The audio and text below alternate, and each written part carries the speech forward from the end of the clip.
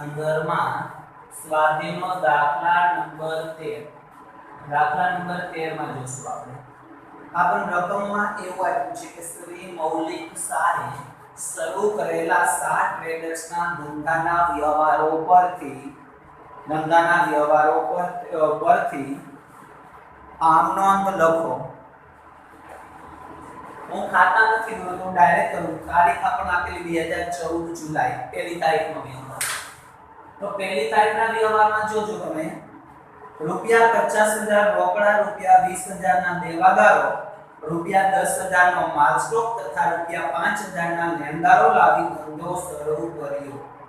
તો વિદ્યાર્થી મિત્રો અહીંયા તમે જોજો આપણને એમ કીધું છે ધંધો શરૂ કર્યો। અમે તમને જ્યારે આપણે મૂડીની વ્યાખ્યા જોઈ ત્યારે मैं तमने समझाયું હતું કે ધંધો શરૂ કરવામાં આવે એટલે એક અસર મૂડી ખાતે જમા થાય બાકી જેટલી વસ્તુ લાવતા હોય એ આપણે ઉધાર આવશે। તો આપણે એમ કીધું છે કે રૂપિયા 50000 રોકડા તો એક અસર રોકડ ખાતે આવશે રોકડ આવે તો ઉધાર રોકડ ખાતે ઉધાર 50000 રૂપિયા। ત્યાર પછી 20000 ના દેવાદારો આવ્યા છે તો દેવાદારોને ઉધાર આપી હતી તો આપણે શું આવશે દેવાદારો ખાતે ઉધાર 20000 રૂપિયા। ત્યાર પછી રૂપિયા 10000 નો માલ સ્ટોક તો આપણે માલ સ્ટોક ખાતે પણ શું આવશે તો કે ઉધાર આવશે માલ સ્ટોક ખાતે ઉધાર કેટલા આવશે 5000 રૂપિયા। અને ત્યાર પછી આપણને સોરી માલ સ્ટોક ખાતે 10000 રૂપિયા આપ્યા છે અને એમ કીધું છે કે 5000 ના લેણદારો લાવ્યા તો લેણદારો હોય તો લેણદારોની જમા બાકી હોય કઈ બાકી હોય જમા બાકી તો આપણે લખશું કે લેણદાર ખાતે જમા લેણદારો ખાતે જમા કેટલા રૂપિયા આવશે 5000 રૂપિયા આવશે। ચાલો અહીંયા સુધી ઓકે બધાને સમજાઈ ગયું। આગળ જોશું આપણે સોરી હજી લેણદારો ખાતે જમા 5000 રૂપિયા અમે એક અસર મૂડી ખાતે જમા આવે તો લખશું આપણે તે મૂડી ખાતે જમા। અમે જો આ ત્રણેયનો સરવાળો કરવાનો તો 50000 ને 20000 70 ને 10 80000 થશે 80000 માંથી 5000 રૂપિયા બાદ કરો તો આપણે કેટલા રૂપિયાની મૂડી ગણાશે આપણી 75000 રૂપિયાની મૂડી ગણાશે। ચાલો દાખલા વ્યવહાર નંબર 2 આપણે એવું કીધું છે કે વિજયા બેંકમાં રૂપિયા 20000 રોકડા ભરી ખાતું ખોલાવ્યું। આપણે વિજયા બેંકમાં રૂપિયા 20000 રોકડા ભરી ખાતું ખોલાવ્યું તો વિચારો બેંક શબ્દ આવ્યો એટલે એક અસર બેંક ખાતે આવશે અને આમાં રોકડ શબ્દ આવ્યો છે તો એક અસર રોકડ ખાતે આવશે। આપણે વિજયા બેંકમાં રૂપિયા ભર્યા તો વિચારો જે વિજયા બેંક લેનાર થાશે કે આપનાર થાશે તો કે વિજયા બેંક લેનાર થાશે તો આપણે લખશું વિજયા બેંક ખાતે ઉધાર તે रोकड़ जासे ते रोकड़ खाते जमा કેટલા રૂપિયા આવશે તો કે 20000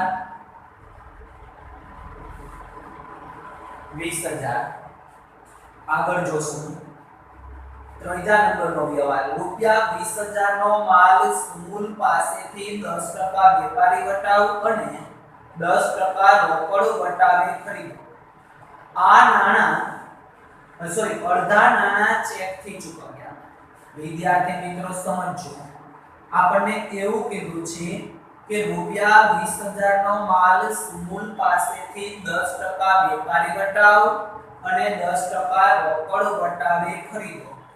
અડધા નાણા ચેક થી ચૂકવ્યા તો વિચારો જે અડધો વ્યવહાર રોકડ થશે અને અડધો વ્યવહાર ઉધાર થશે। અડધા નાણા ચેક થી ચૂકવ્યા છે तो आपड़ा नियम मुजब आपणे जे विचारो अर्धो व्यवहार रोकड़ अर्धो व्यवहार उधार छे। हवे एक शब्द आपने शुं तो के खरीदी आपी छे तो के एक असर खरीद खाते आवशे। आपणे थोडું ગ્રહ કામ કરી લઈએ ત્યાર પછી આપણને અડધો વ્યવહાર ઉધાર આપ્યો છે, તો જે નામ આપ્યું હોય એ નામ ખાતે આવે, તો આપણે શું આવશે? એક અસર સમૂલ ખાતે આવશે.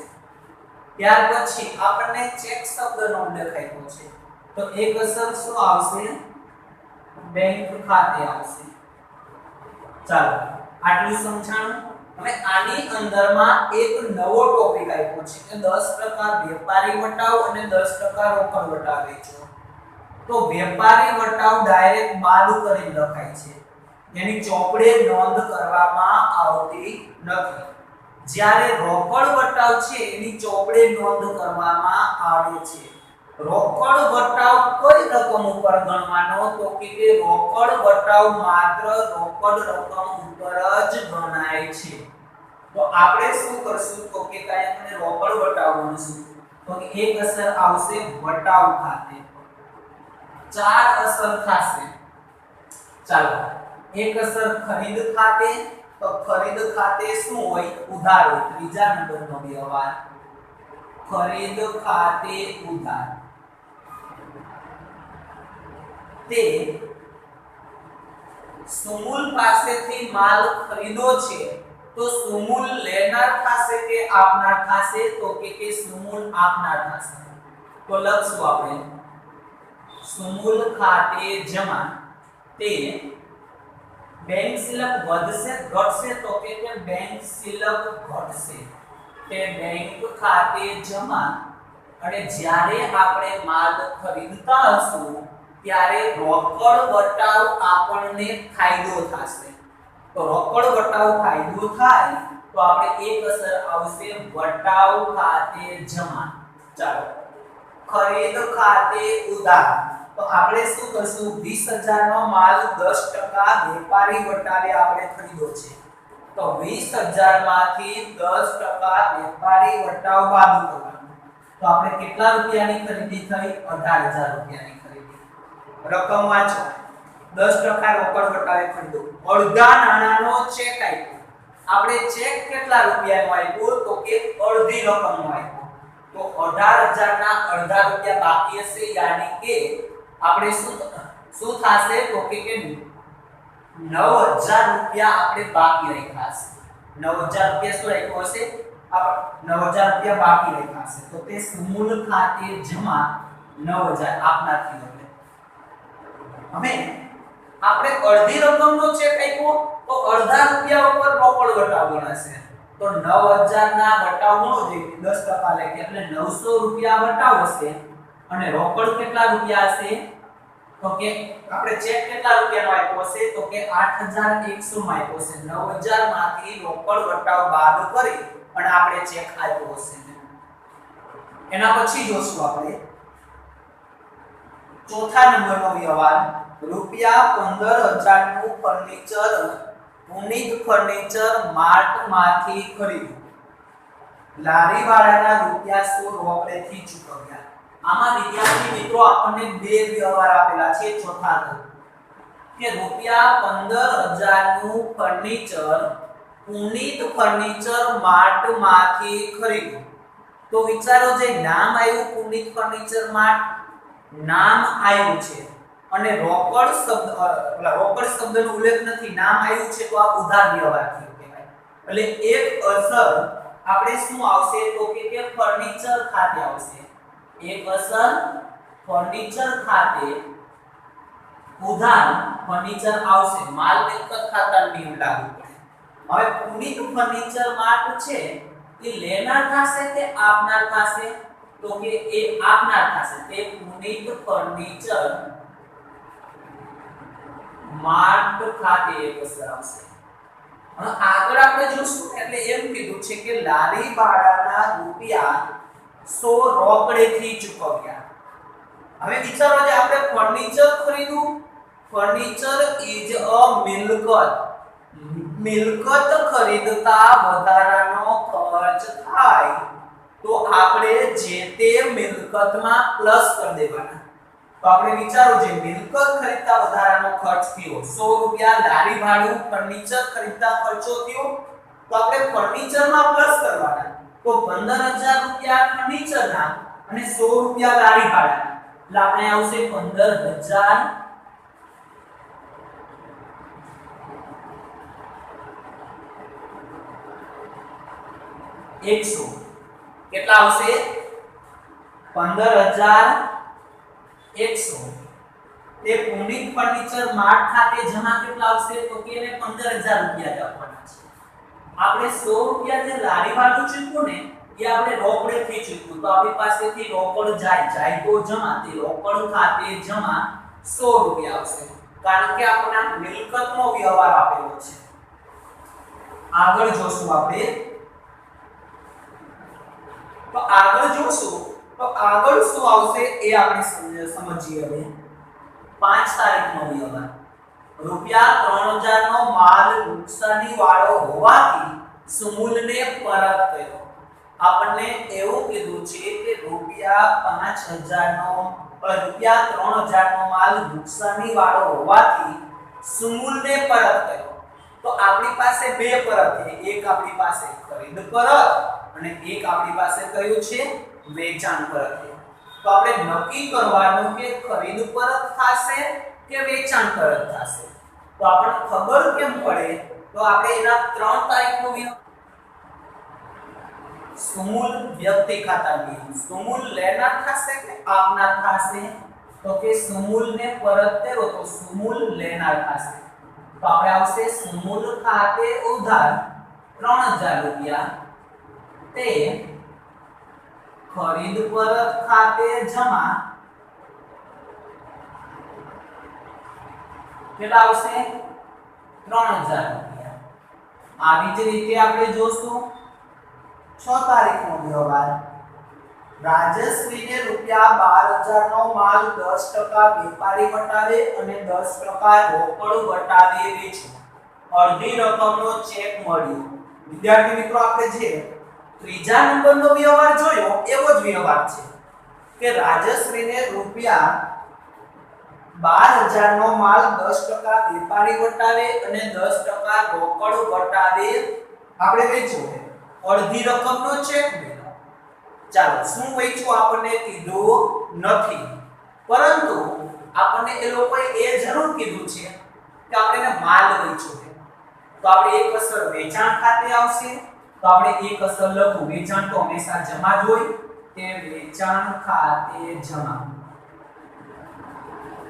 ચાલો અડધો વ્યવહાર રોકડ અને અડધો વ્યવહાર ઉધાર આપ્યો છે તો નામ ખાતે અસર આવશે તો આપણે અહીં લખશું રાજશ્રી ખાતે રાજશ્રી લેનાર થશે કે આપનાર તો કે રાજશ્રીને માલ વેચ્યો છે તો રાજશ્રી છે એ લેનાર થશે રાજશ્રી ખાતે ઉધાર અડધી રકમનું આને આપણને ચેક આપ્યો તો બેંક ખાતે પણ અસર આવશે ચાલો બેંક શિલ્લક વધશે ઘટશે તો કે બેંક શિલ્લક વધશે તો બેંક ખાતે ઉધાર અને બીજી અસર અડધો વ્યવહાર રોકડ છે એટલે એક અસર રોકડ વટાવ ખાતે આવશે રોકડ વટાવ આપણને નુકસાન થયું જ્યારે માલ વેચતા હશું ત્યારે રોકડ વટાવ આપણને નુકસાન થશે તો આપણે લખશું કે વટાવ ખાતે ઉધાર ચાલો આપણે 12000 રૂપિયાનો માલ 10% વેપારી વટાવ વેચ્યો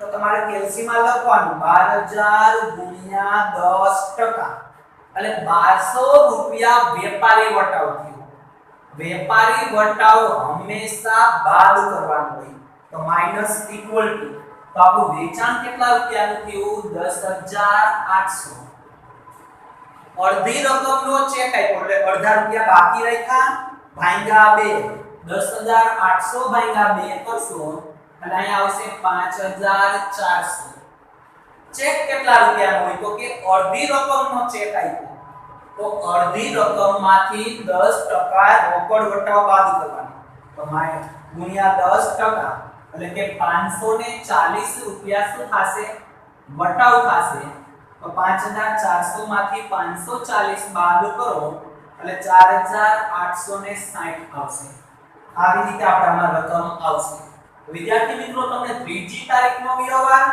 અને 6ઠી તારીખનો વ્યવહાર ના સમજાય ને તો મને ફોન કરજો એના ઉપર એક રાઉન્ડ કરી નાખજો તેનથી ચાલો ત્યાર પછી આપણે જોશું આગળ 8 તારીખનો વ્યવહાર મહેન્દ્રને રૂપિયા 15000 નો માલ 10% વેપારી વટાવ અને 10% રોકડ વટાવે રોકડેથી વેચ્યો. તો આ વ્યવહાર રોકડ વ્યવહાર છે. એક વસ્તુ ધ્યાન રાખજો, તમને રોકડ વટાવ આપ્યો હોય તો એનો મતલબ એવો નથી કે આપેલ વ્યવહાર રોકડ છે.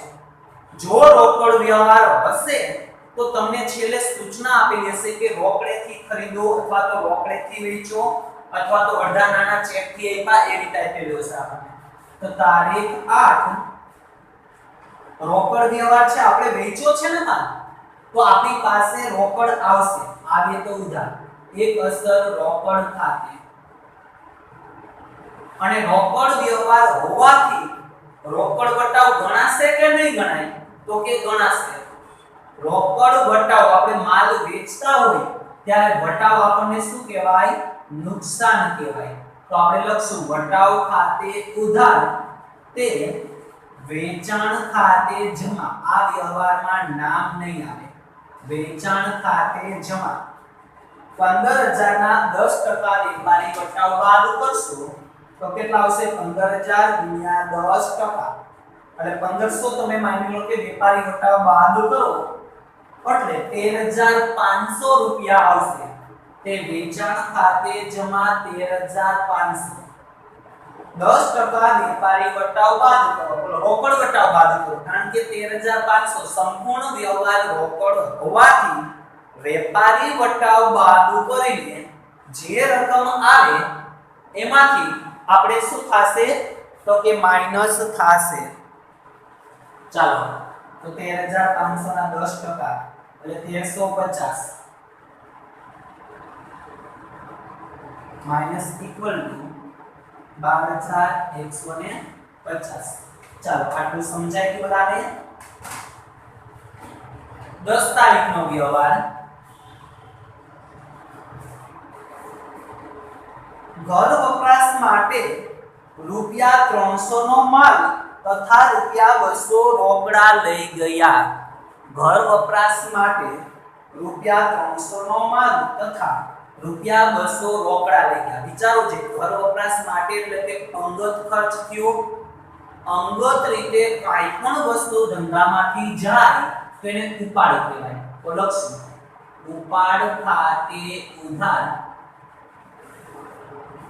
300 રૂપિયાનો માલ અને 200 રૂપિયા રોકડા એટલે કે ટોટલ 500 રૂપિયા આપણે અંગત વપરાશ માટે જ લઈ ગયા.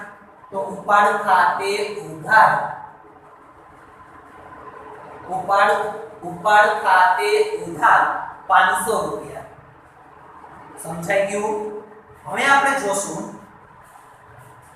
300 નો માલ લઈ ગયા તો આપણે એવો નિયમ છે કે ધંધાની અંદરમાં અન્ય રીતે માલ જાય તો આપણે ખરીદ ખાતે જમા આપવાનું. તે ખરીદ ખાતે જમા કેટલા રૂપિયા આવશે? 300 રૂપિયા આવશે. અને તે 200 રૂપિયા આપણી પાસેથી રોકડા ગયા, તે રોકડ ખાતે જમા જાય તે જમા 200 રૂપિયા આવશે. ચાલો 11 તારીખનો વ્યવહાર માલના પેકિંગ માટે પ્લાસ્ટિકની બેગ ખરીદી રૂપિયા 200 ચૂકવ્યા. ચૂકવ્યા શબ્દ આવ્યો એટલે રોકડ વ્યવહાર થયો. એક અસર રોકડ ખાતે આવશે આપણે. ચાલો રોકડ જાય તો જમા અને પેકિંગ ખર્ચ એક અસર આવશે પેકિંગ ખર્ચ. તો આપણે લખશું પેકિંગ ખર્ચ ખાતે ઉધાર. કેટલા રૂપિયા? તો કે 200. અને તે રોકડ જાય તો જમા, તે રોકડ ખાતે જમા 200 રૂપિયા. આગળ જોશું આપણે 12 તારીખનો વ્યવહાર. તો એમાં શું આપ્યું છે કે જોઈએ પગાર મજૂરીના રૂપિયા 2000 ચેક થી ચૂકવ્યા. ચેક શબ્દ આવે એટલે એક અસર રોકડ અથવા બેંક ખાતે આવે છે. તો ચેક થી ચૂકવ્યા એટલે વિચારો જે બેંક શિલ્લક વધશે ઘટશે? તો કે બેંક શિલ્લક ઘટશે. તો બેંક ખાતે જમા રહે તો આપણે લખશું પગાર મજૂરી ખાતે ઉધાર તે બેંક ખાતે જમા કેટલા આવશે 2000 રૂપિયા। ચાલો વિદ્યાર્થી મિત્રો આમાં કોઈ પણ જાતની ક્વેરી રહેતી હોય તો તમે મને પૂછી શકો છો। ચાલો હવે આગળના આપણે વ્યવહાર જોશું। 12 તારીખ પછી 13 તારીખનો વ્યવહાર આપણને શું આપ્યો છે એ સમજીશું।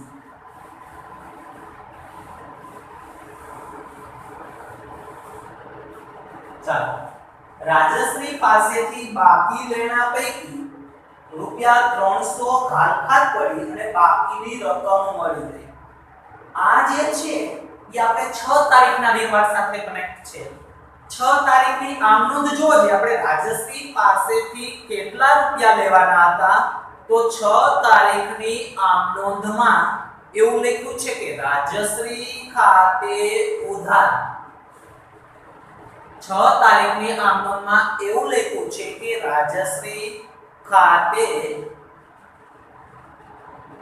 ઉધાર। રાજશ્રી ખાતે ઉધાર કેટલા લખ્યા છે 13 તારીખનો વ્યવહાર તો કે 5400 તો કે રાજશ્રી પાસેથી આપણે 5400 રૂપિયા લેવાના હતા। રકમમાં એવું કીધું 300 રૂપિયાની ઘાલખાત પડી બાકીની રકમ એને આપી દીધી। તો આપણને રોકડા કેટલા રૂપિયા આપ્યા છે તો કે 5400 માંથી 300 રૂપિયા બાદ કરો તો 5100 આપ્યા છે। તો આપણે લખશું રોકડ આવે તો ઉધાર રોકડ ખાતે ઉધાર 5100 તે સોરી ઘાલખાત આપણને ફાયદો થયો કે નુકસાન થયું તો કે નુકસાન થયું। ઘાલખાત ખાતે ઉધાર 300 રૂપિયા અને તે રાજશ્રી ખાતે જમા 5400। રાજશ્રી આપના થશે ને એટલા માટે રાજશ્રી ખાતે જમા થયું। 6 નંબરની આમનોંધમાં ઉધાર આપ્યું છે 5400, 13 નંબરની આમનોંધમાં જમા। તો આની તમે ખતવણી કરશો ત્યારે ઉધાર જમા કટ થઈ જશે। ચાલો 14 તારીખ ધંધામાં વધુ નાણાંની જરૂર હોવાથી એક્સિસ બેંક પાસેથી રૂપિયા 25000 ની 12% વ્યાજની લોન લીધી। ધંધામાં વધુ નાણાંની જરૂર હોવાથી એક્સિસ બેંક પાસેથી આપણે લોન લીધી છે 25000 ની। હવે વિદ્યાર્થી મિત્રો બેંક કોઈ દિવસ આપણને રોકડમાં રૂપિયા ન આપે। લોન લ્યો ને તો તમારા ખાતામાં જમા કરી દેશે। તો વિચારો જે બેંક સિલક વધશે ઘટશે તો કે બેંક સિલક છે ને એ વધશે તો આપણે લખશું બેંક ખાતે ઉધાર 25000 તે એક્સિસ બેંકની લોન ખાતે જમા કેટલા રૂપિયા આવશે 25000 રૂપિયા વ્યાજની ગણતરી કરવાની થશે નહીં। 15 તારીખનો વ્યવહાર આગમાં રૂપિયા 2000 નો માલ નાશ કર્યો જેનો વીમા કંપનીએ રૂપિયા 1500 નો દાવો મંજૂર કર્યો। આથી મળી ગયેલ માલના 200 રૂપિયા સમજો। જ્યારે વીમા કંપની દાવો મંજૂર કરે ત્યારે વીમા કંપની આપણી દેવાદાર થાય। તો આપણે લખશું વીમા કંપની ખાતે ઉધાર વીમા કંપની ખાતે ઉધાર દેવાદાર તે ઉધાર થઈ ગયા। 2000 નો માલ મળી ગયો એમાંથી 1500 રૂપિયાનો દાવો મંજૂર કર્યો તો 1500 હવે આપણે જે મળી ગયેલો માલ કોઈ ભંગારમાં વેચ્યો તો 200 ઉપજ્યા તો આપણી પાસે રોકડ આવશે 200 રૂપિયાની તે રોકડ ખાતે ઉધાર 200 રૂપિયા। ચાલો 1500 200 1700 રૂપિયા થયા તો બાકીનાનું શું થયું આપણને નુકસાન થશે તો આપણે લખશું આથી થયેલ નુકસાન ખાતે ઉધાર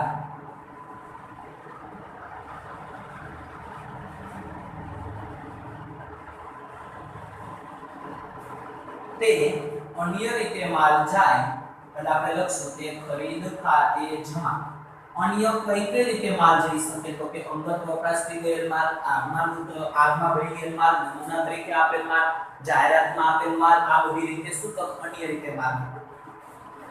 16 તારીખનો વ્યવહાર. પુત્રના જિંદગીના વીમા પ્રીમિયમ ₹450 અને આગના વીમાનું પ્રીમિયમ ₹550 બંને ચેકથી ચૂકવ્યું. તો જો પુત્રના જિંદગીના વીમાનું પ્રીમિયમ એટલે ઉપાડ ખાતે અસર આવશે. ઉપાડ ખાતે ઉધાર કેટલા આવશે? 450. આગના વીમાનું પ્રીમિયમ કે આપણો દુકાનનું હોય તો કે આગના વીમા પ્રીમિયમ ખાતે ઉધાર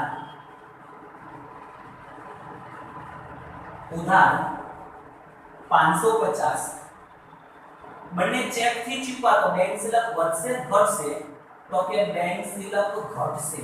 તે બેંક ખાતે જમા આ બેનો સરવાળો 1000 રૂપિયા. 18 તારીખનો વ્યવહાર. આપણને એવું કીધું છે કે નિરમા કંપનીએ 30 નંગ સાબુની ગોટી નમૂના તરીકે મફત આપી. આપણને મફત આપી ને એની નોંધ નહીં થાય. જે ₹250 માં વેચી દીધી, આપણે વેચી તો આપણી પાસે આપણે વેચી દીધી તો આપણી પાસે શું આવશે તો કે આપણી પાસે રોકડ આવશે. તો લખશું રોકડ ખાતે ઉધાર 250 તે વેચાણ ખાતે જમા 250. હવે બધી સાદી આમનોંધ જ આપેલી છે. તારીખ 20 નો વ્યવહાર. રાજશ્રી પાસેથી ગાલખાત પરતના 100 પરત મળ્યા. 100 રૂપિયા ગાલખાત પરતના એને પાછા આપી દીધા. 300 ની ગાલખાત પડી એમાં 100 પાછા આપ્યા. તો આપણી પાસે રોકડ આવશે ને. તો આપણે લખશું રોકડ આવે તો ઉધાર. રોકડ ખાતે ઉધાર 100 રૂપિયા તે આપણે ક્યાં નામનો ફાયદો થયો તો કે ગાલખાત પરત ખાતે જમા. આ આપણને ફાયદો થયો 100 રૂપિયાનો. ચાલો આગળ 25 તારીખનો વ્યવહાર જોશું. એક્સિસ બેંકની લોન પર ₹250 વ્યાજ બેંકે વસૂલ કર્યું. એટલે કે 250 રૂપિયાનું વ્યાજ બેંકે આપણા ખાતામાંથી માઈનસ કરી નાખ્યું. તો આપણી બેંક સિલક ઘટશે અને આપણે ખર્ચ ક્યાં નામનો થયો તો કે બેંક વ્યાજનો થયો. તો લખશું બેંક વ્યાજ ખાતે ઉધાર. ખર્ચ થયો ને તો ઉપજ ખર્ચ ખાતે ઉધાર. ઉપજ ખર્ચ ખાતા નિયમ હશે. તો ઉપજ ખર્ચ એટલે બેંક વ્યાજ ખાતે ઉધાર 250 તે બેંક ખાતે જમા 250. 28 તારીખનો વ્યવહાર. અંગત મકાન ગૌરાવાનો ખર્ચ ₹2000 તથા દુકાન ગૌરાવાનો ખર્ચ ₹1000. અંગત મકાન ગૌરાવાનો ખર્ચ કીધો છે આપણને તો એ આપણો ઉપાડ થઈ ગયો. ઉપાડ ખાતે ઉધાર એક અસર આવશે. ઉપાડ ખાતે 2000 રૂપિયા. હવે જો દુકાન ગૌરાવાનો ખર્ચ થયો તો એ આપણો દુકાન ખર્ચ થયો. એ પણ ઉધાર આવશે. ખર્ચ ઉધાર હોય. દુકાન ખર્ચ ખાતે ઉધાર કેટલા રૂપિયા થયા? 1000. તે આપણે ધંધામાંથી ચૂકવા છે તો કે તે કઈ શબ્દ નથી આપ્યો તો આપણે રોકડા ચૂકવા છે. તે રોકડ ખાતે જમા 3000 રૂપિયા. 29 તારીખનો વ્યવહાર. ઇન્ટરનેટ જોડાણની ડિપોઝિટ 2000 ચેકથી ભરી. ડિપોઝિટ આપણી મિલકત કહેવાય તો મિલકતની ઉધાર દાખવી. તો આપણે લખશું ઇન્ટરનેટ ડિપોઝિટ ખાતે ઉધાર કેટલા રૂપિયા આવશે? 2000 ચેકથી ભરી. તો આપણે બેંક સિલક ઘટશે. બેંક ખાતે જમા આપણે કેટલા આવશે? બેંક ખાતે જમા 2000 રૂપિયા આવશે. તો વિદ્યાર્થી મિત્રો આમાં ના સમજાણું હોય તો મને પૂછજો.